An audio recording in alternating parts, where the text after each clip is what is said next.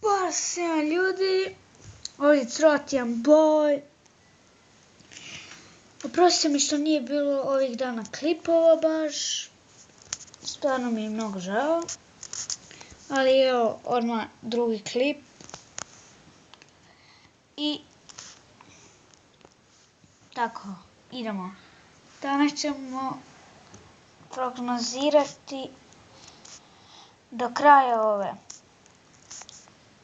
utakmice za Euro. Da, evo sad upravo igraju Marin Čilić i Federer. Ne znam kako se on zove. Čilić i Federer. Do sada Čilić gubi, ali valjda će prokrenuti. Idemo mi se baciti na prognoziranje. Znači, Wales, Portugal.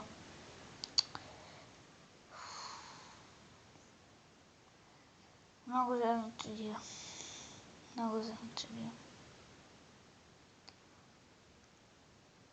Tu bi čak mogli biti penali. Mislim da će tako i biti. 6-4 za Wales. Da. Onda Wales ulazi u final 100%.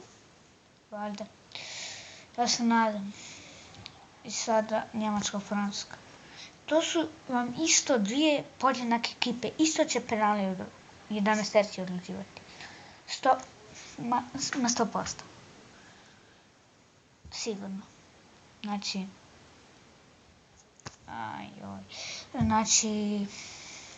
kako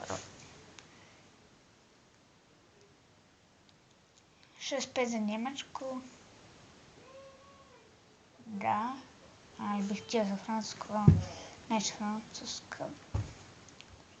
Neće Francuska.